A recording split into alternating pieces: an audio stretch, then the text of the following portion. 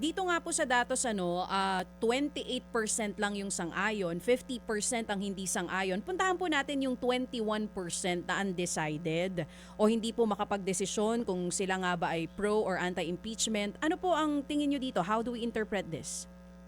Alam mo ano, DJ Chacha, yung 21%, malaki pa rin din 'yan.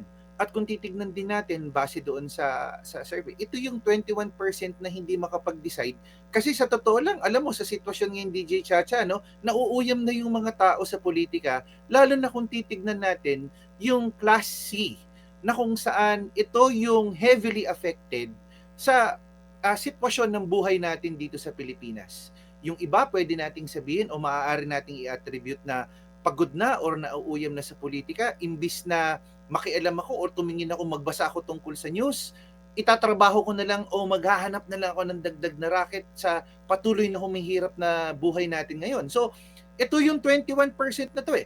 The working class na kung saan mas pinipili nila na mas magtrabaho na lang o kumayod rather than mas magbasa ng tungkol sa issue or usapin ng politika dahil yun Mm. medyo nakakaumay na. Nauuyam, sabi nyo nga po kanina. Political fatigue, tama po ba, Professor?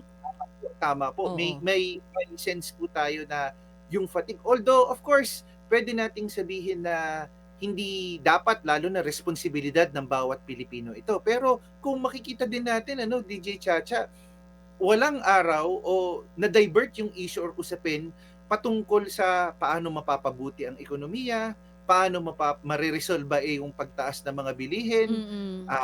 kung saan Mm. walang Mm. item na dadaan sa isang araw na pahayag ng kampo ng mga Duterte at ng mga Mm. yun yun yung Yung nasasagap hinahanap na nila.